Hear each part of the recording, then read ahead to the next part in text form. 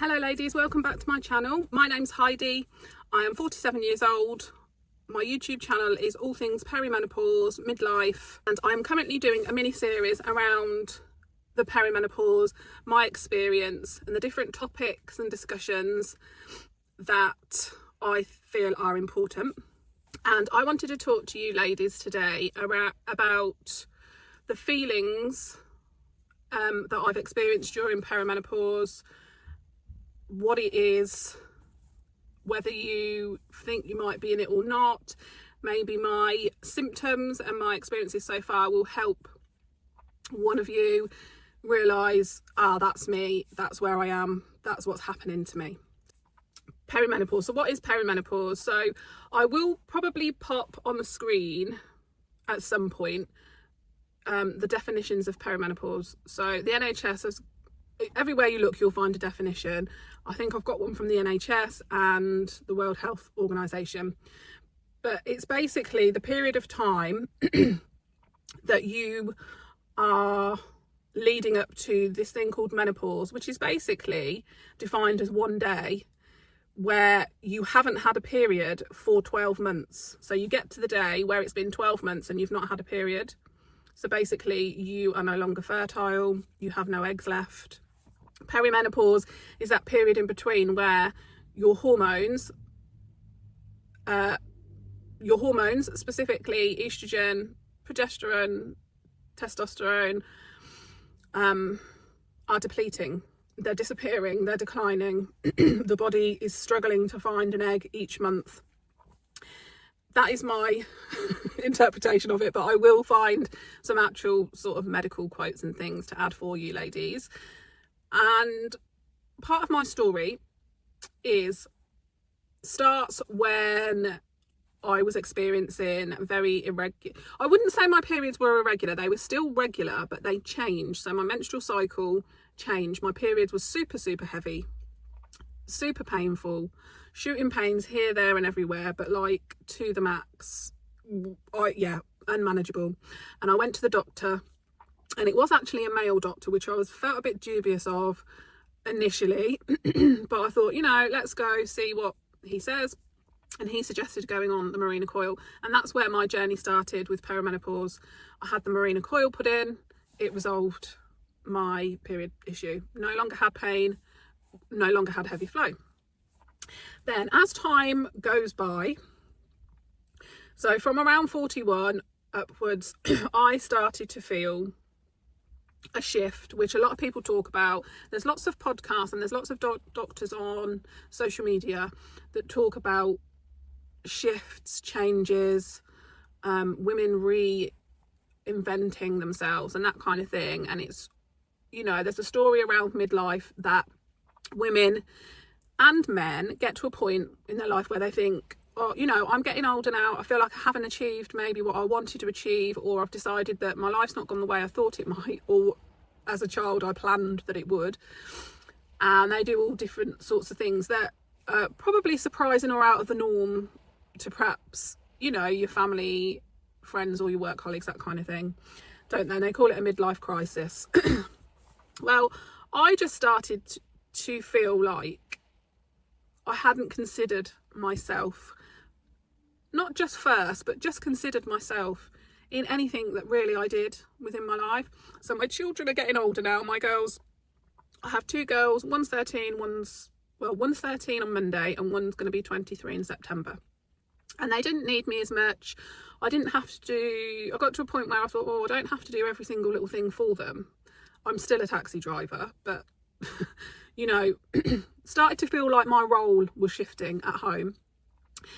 I'd worked at the same place for 22 years, and whilst I knew that I could build a career, that success story, and I could go up the ranks and achieve things for myself personally, I just kept getting the feeling that I wasn't going to be there forever. I didn't want to be there forever. So each year that it was, Heidi's worked here for 17 years. I think it got to 17 years. And I kept thinking, I really don't want to be here for 25 years or 30 years.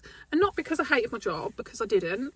I was good at my job. I loved the best part of the job was my colleagues. You know, you get close with your colleagues and you see them every day, that kind of thing. But I just felt like something was shifting. I wasn't where I needed to be or where I felt I wanted to be, but I wasn't sure where I wanted to go. So that's one thing that started. The second thing was, even though I felt all of those, you know, like changes and, oh, what do I want to do? And what do I like? What's important to me? Now the kids are getting older, you know, it would always be the kids are important. I go to work for the kids. I go to work to pay the bills, to feed my children. I'm a single parent. So, you know, it was provide, give them a level of care that they felt loved and all of those things. And yeah, started looking a bit more inward and thinking, what do I want? Accessible podcasts I would watch. Because I'm studying psychology counselling,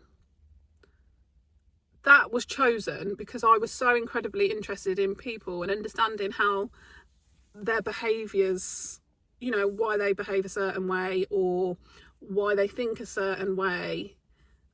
And so that I don't go on and on and on, basically I decided that I was going to leave work, I was going to leave my job, and I was going to go back to uni. Now, it took me 4 years to actually leave my job. So for 4 years, I ruminated about, you can't leave, you can't afford it.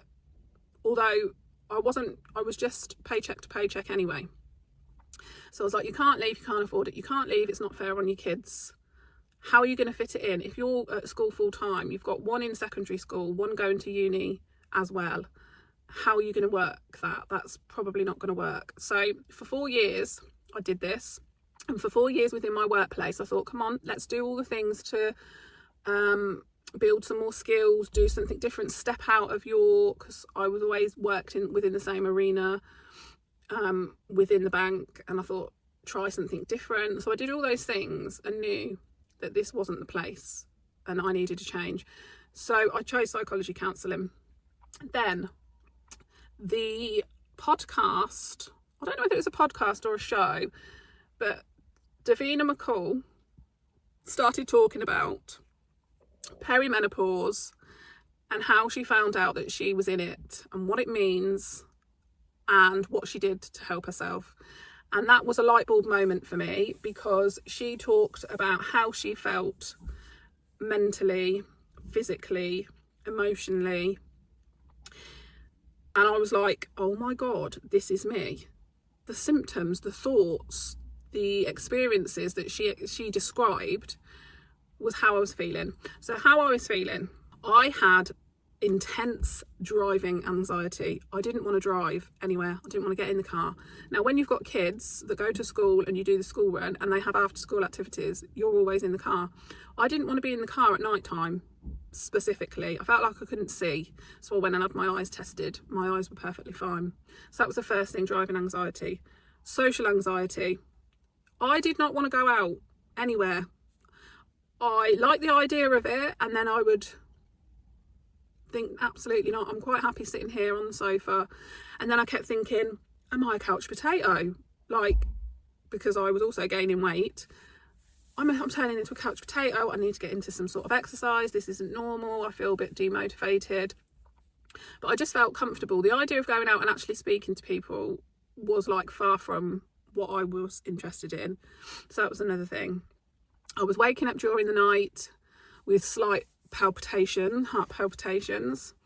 I was so irritable that my kids were like, what the hell? Who is this woman? It did get to that point, I think, where my eldest was like, I just don't understand, like, who are you? That was literally, I think, how she felt. And then the feelings, the vulnerable feelings that I was feeling, like I felt, and this is quite a big word to say, and it is quite vulnerable of me to say out loud, but it was genuinely how I was feeling. I felt like I was quite insignificant. I just thought,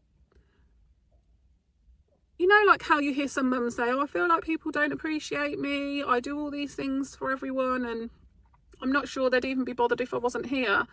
And I mean, we know, well, I know now, but at the time I wasn't feeling like that. that nothing would tick over if we weren't there. You know, the toilet roll wouldn't get changed. The house doesn't magically clean itself. The food shop, you know, you shop for food for your kids that they like, for their dinners that they want. You know, if all that was taken away, they would notice. But I felt like I didn't have anything interesting or important to say. I wasn't even sure what I could say, like what my contribution was it of value? All these, like, yeah, like my self-confidence, it felt like was on the floor, but it was more than that. It was more of a feeling. It wasn't, oh, I haven't got self-confidence. It was a genuine feeling of being quite insignificant, irrelevant, had nothing really of value to contribute. And it scared me. And I thought, as soon as I seen Davina's show and she said similar, I thought, oh my goodness, thank the Lord. You know, oh, this is something. I'm not going crazy. I'm not depressed. And I knew I wasn't depressed because I've been depressed before, and it wasn't that kind of feeling. Although the descriptions are quite similar, I knew it wasn't that. So I went to the doctors and I said, I think I'm in perimenopause, and this is the reason why. And now I'm going to list all the symptoms that I just tracked, that I connected the dots to perimenopause, after then going away and doing my own research and getting really quite into what perimenopause is and what it means. So those, like, emotional feelings were huge. And I also had a best friend that I would talk to about how I was feeling, and she was also feeling similar. So I said to her, you know, I've watched this show that Davina has done, and I'm convinced that this is what's happening. And she felt very similar. So we kind of went through the process together. So my first signs of physically being in perimenopause was my menstrual cycle change, the heavy and the painful periods. Then I would say the other things, and these are in no particular order, but these are the things I experienced. I experienced mood, so irritability. So the slightest thing would just irritate me, and I am known to be very patient and very laid back. No, everything was irritating all the time. I had a very low mood. I had fatigue to a point that it was like it was worrying. I thought I was sick, I was ill, there's something going on. One of my sisters suffers from fibro, and one of my friends does, and I thought, oh, maybe this is this. And then I thought, why would I randomly just have fibro? But the fatigue was real. So along with the fatigue, obviously, I had no motivation. I had insomnia, so I kept waking up around 4 a.m. and couldn't get back to sleep. I had really poor cognition, so I wasn't able to focus or remember. My memory was really worrying. I think I experienced the lack of memory to the point where I'd have a conversation with someone, and then that thought I had in my head would literally disappear. There'd be nothing. Like, I couldn't remember what I was going to say, what it was even about, and that was worrying, because obviously in older age, people worry about their memory and getting, what's the word, where you lose your memory when you're older. There you go. There's a perfect example of not remembering certain words. But I thought I might be having a problem with my memory. I had constant migraines. I had joint and muscle pain, specifically pain in my ankles and in my feet, in my fingers, in my wrists. I felt weak. I had dry skin, dry hair, and I thought, oh, well, your hair's going grey, so, you know, it's normal. But yeah, dry skin, dry hair, to the point that my skin felt sore. I had tinnitus. So one of my sisters suffers from tinnitus, but she's got issues with her ears. I'd never had issues, and I had tinnitus to the point where I couldn't go to sleep. So getting off to sleep was difficult because I had this ringing in my ears. And then when I did go off, I'd be awake at 4 and I couldn't get back to sleep. I had heartburn. Never suffered from that before. Dizziness. I could just be sitting like this, like I'm talking to you now, and just look that way, and I'd feel like I was going to fall over. So dizziness. I had itchy boobs, itchy scalp. I had sensitivity to light, which I do still sometimes now, even though I'm on HRT. Urgency to pee. Now, I still have that. Not as bad, because I now have vaginal estrogen, which is another video of mine that you will see, where I talk about urgency to pee. Can't hold your pee. You can sit down and stand up and you need a pee. Like, the urgency is real. I've said about the driving anxiety and vaginal dryness. Now, vaginal dryness, I imagine for some is like quite a, you know, it's a personal, perhaps embarrassing subject to talk about. However, I'm not embarrassed to talk about that. And the reason that I felt that that was an issue, and that wasn't until recently, I've only been having vaginal estrogen for the last, I would say, 3 months, I want to say. Maybe a bit longer, but you know, around that time period. And the reason I knew is because if I had a period and I used a tampon, taking it out, I kept thinking, oh gosh, that feels a bit dry, a bit of friction. Like, that's not really normal when you're on your period. It shouldn't really be dry. So it was that and the urgency for going to the toilet that I decided I was going to look into vaginal estrogen. So yes, so that was basically a summary, but there's loads of things that I've missed out, and there's probably symptoms that I've missed off as well. Now, most of my symptoms were resolved or have been resolved by having HRT, but I have increased my HRT as time has gone on.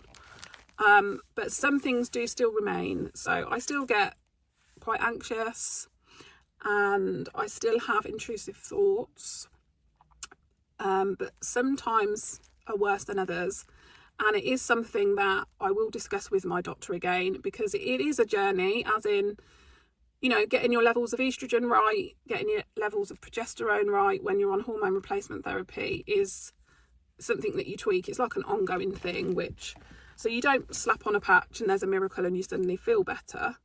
Although I have to say, when I first started the patches, it did feel like that, because it has resolved a lot of my symptoms.